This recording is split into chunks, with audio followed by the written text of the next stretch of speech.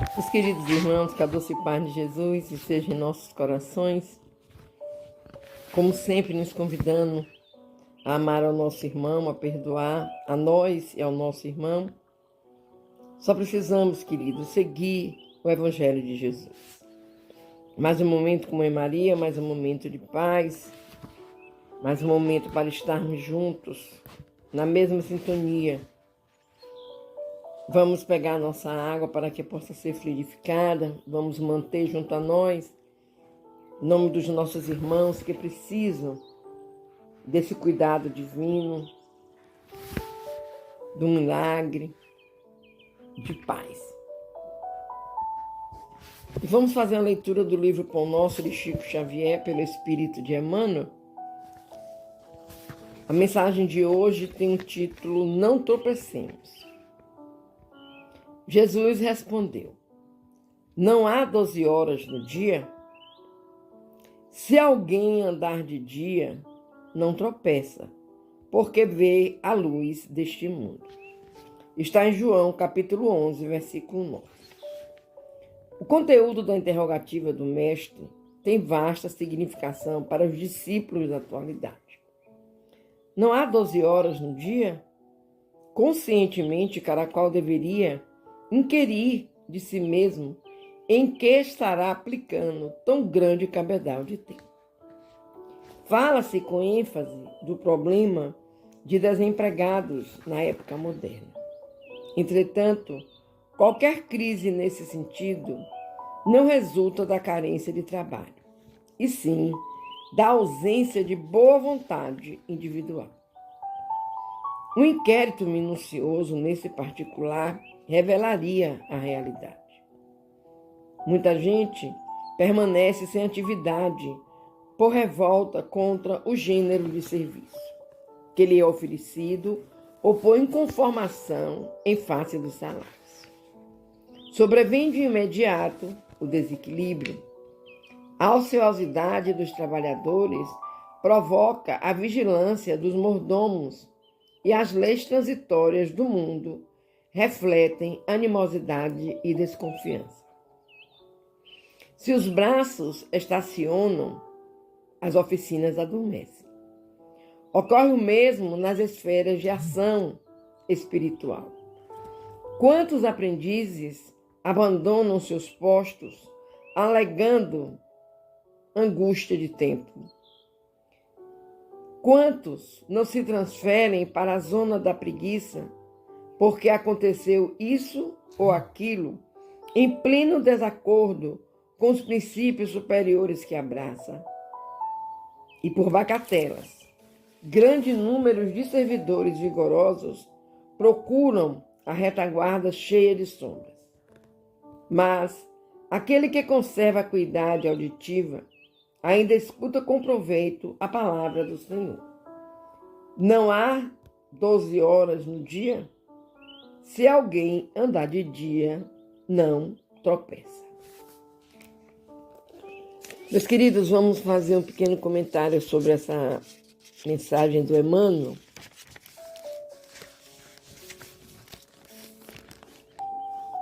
Que nos faz pensar, nos faz inquirir a nós mesmos.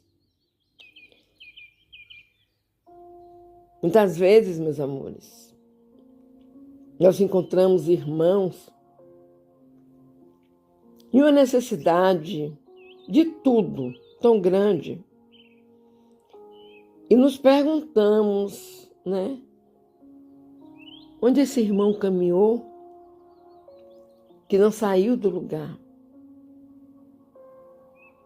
Muitos tropeçam à luz do dia porque simplesmente preferem obter a migalha da esmola. Outros porque acham que tal trabalho não é digno dele, que tal salário é muito pequeno para ele.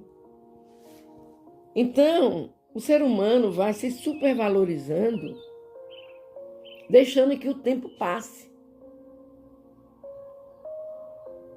que o tempo passa. Ele passa.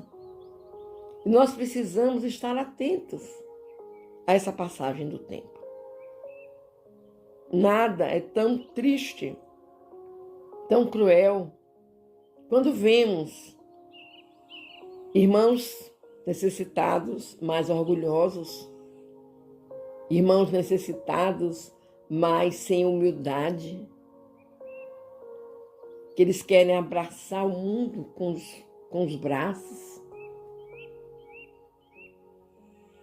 Jesus foi de uma humildade tão tamanha que ele abraçou a todos nós.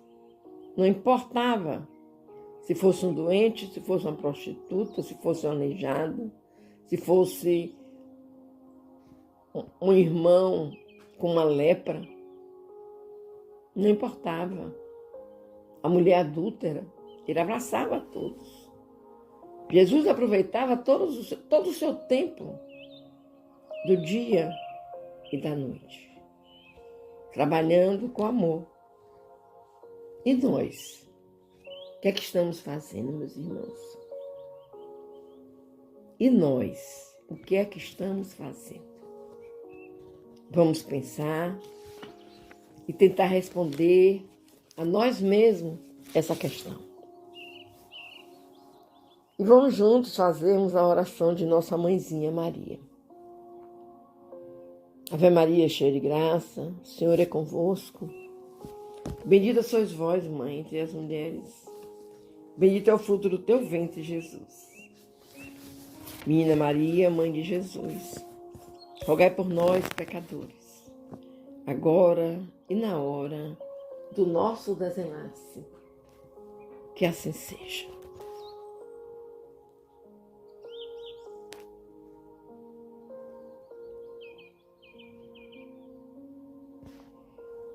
Pai, sabemos que estás presente em nossas vidas. Não nos deixa, Pai, cair na ociosidade, no desânimo, na preguiça. Não nos deixa, Pai amado, ter tanto orgulho ao ponto de preferirmos estagnar no tempo. Tem de misericórdia de nós, Senhor. Abraça-nos, aumenta a nossa fé e que tenhamos sempre essa vontade fervorosa de lutar, de lutar. Que assim seja. E vamos para mais um momento de paz, onde estamos lendo o livro dos Médiuns, já quase no finalzinho, capítulo 29, que fala sobre as reuniões e fala sobre as sociedades espíritas. Iremos ler hoje o item 329.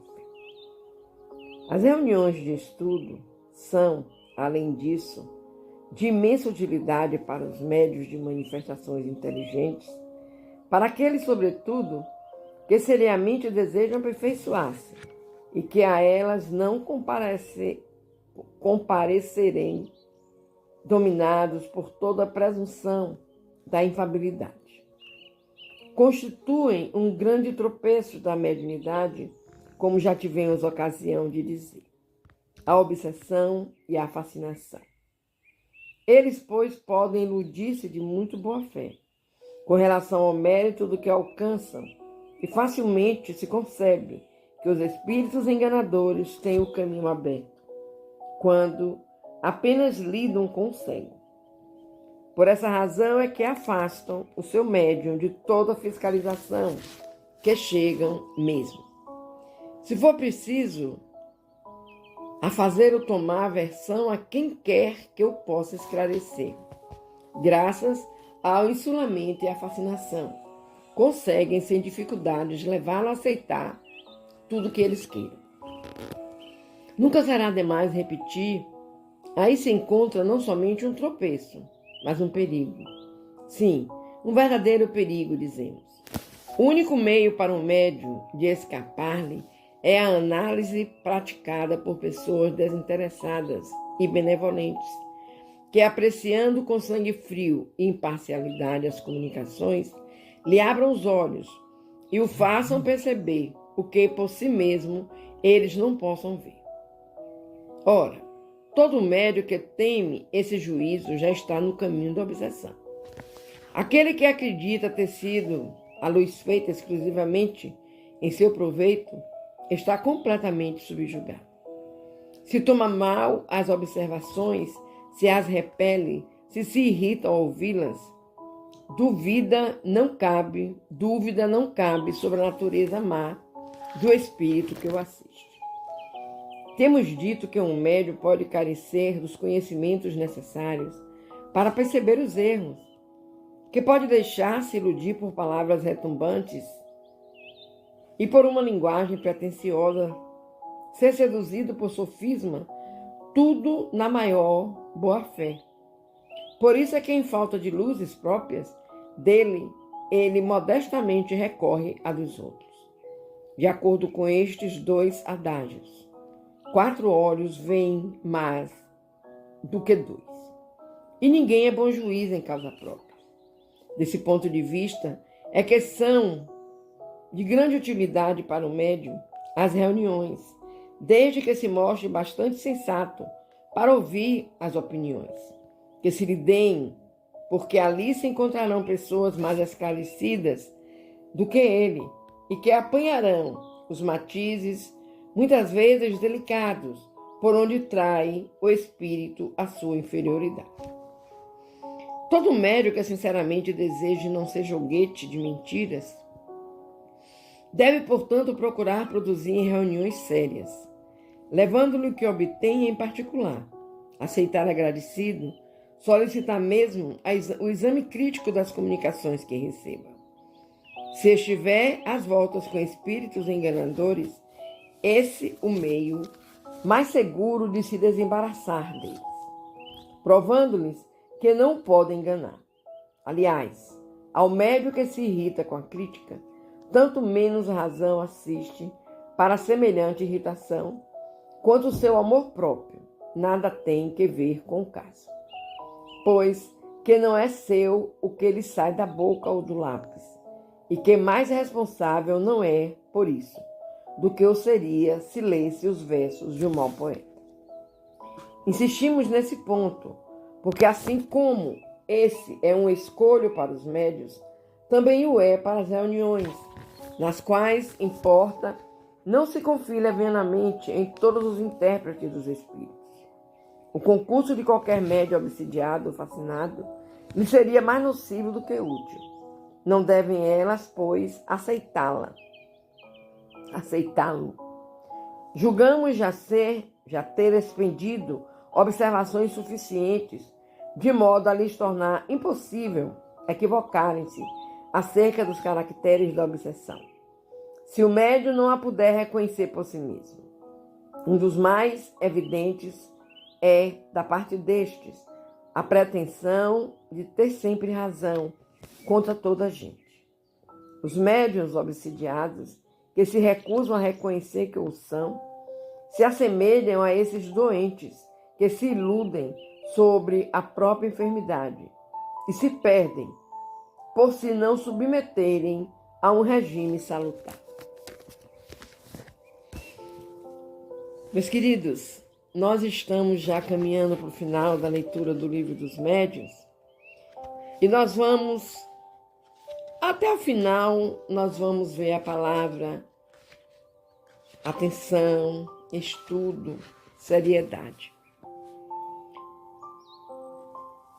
Em tudo que se diz respeito à mediunidade, a seriedade na casa de oração, a seriedade do médium, a seriedade dos componentes dessa casa. Não é para médium nenhum sentir-se cheio de pompa por ser médium. Não. A mediunidade é uma caridade, é um trabalho que a espiritualidade está sempre pronta para ajudar aos irmãos que necessitam, aos irmãos que lhes pedem um auxílio. Então vamos ter cuidado, tá, meus irmãos? Vamos ter muito cuidado. Estudo, conhecimento da doutrina, respeito pelas leis divinas e amor, muito amor. Que Deus nos abençoe e vamos fazer a nossa oração.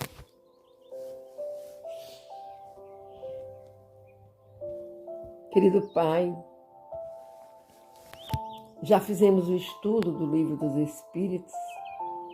Estamos agora quase encerrando a leitura do Livro dos Médiuns. E vamos aprendendo, Pai, tentando entender, para que não nos deixemos levar por leviandades, por ensinamentos torpes, pois sabemos, Senhor, que tudo aquilo que de Ti vem é puro, é bom, é um complemento à nossa vida espiritual e terrena. Gratidão, Senhor, por tanto cuidado, por tanto amor, e que possamos estar sempre atentos a tudo. Te pedimos, Pai amado, misericórdia pela humanidade. A humanidade está muito compuscada com muita coisa errada. Ajuda, Pai, ajuda. Para que seus filhos caminhem para essa evolução, para essa revolução, para essa transição espiritual de uma forma mais séria, mais completa, mais cheia de amor, perdão e oração. Tende misericórdia, meu Deus. Cuida dos nossos irmãos que sofrem do corpo físico e do espiritual. Leva cada um conforme o merecimento, Pai, as tuas bênçãos, a tua cura, o teu abraço. E que os nossos irmãos que sofrem dos problemas espirituais estejam cercados de irmãos que creiam, que acreditem, que busquem a seriedade da vida espiritual. Tu és conosco, Pai. E sabemos disso. E por isso agradecemos. Que nossa Mãezinha Maria possa estar cuidando de todos os lares. Principalmente, Mãe Maria, aqueles lares onde existe tanto desencontro, tanta confusão, tanta falta de compreensão, onde é irmão contra irmão, irmão contra pai, pai contra filho, filho contra mãe. Oh, Mãe Maria, é tanto sofrimento nesses lares. Nós sabemos que existem lares que vivem de acordo com os ensinamentos de Jesus. Nós sabemos. E é por isso que te pedimos, Mãe, ajuda esses outros lares, para que eles encontrem na doutrina consoladora tudo o que for necessário para a paz de cada membro do lar. Te pedimos também, Pai, pelos nossos irmãos que usam os vícios. É muito doloroso, é muito cruel assistirmos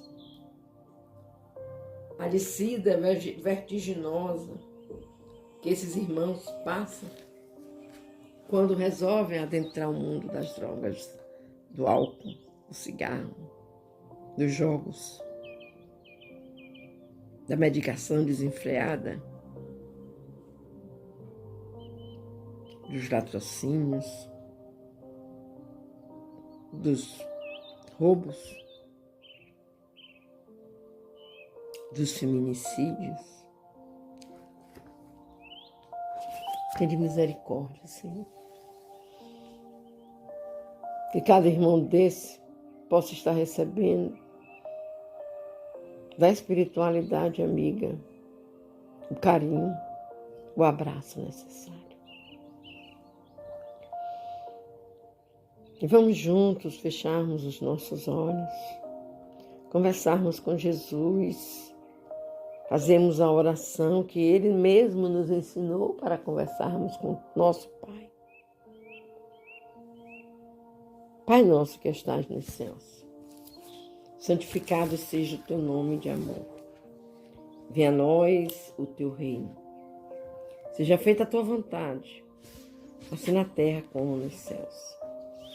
O pão nosso de cada dia nos dai hoje e sempre. Perdoa, Pai querido, as nossas ofensas, assim como nós perdoaremos a quem nos tenha ofendido. Não nos deixeis cair em novas perturbações, mas livra-nos, Senhor, de todo mal, de todo orgulho, todo egoísmo, toda falta de humildade, toda falta de perseverança, toda preguiça. Que tenhamos, Pai, a coragem do nosso meigo Jesus. Pois teu, Pai, é o poder, o reino, a honra e a glória, hoje, amanhã e por toda a eternidade. Louvado seja, Senhor Jesus, para sempre seja renovado.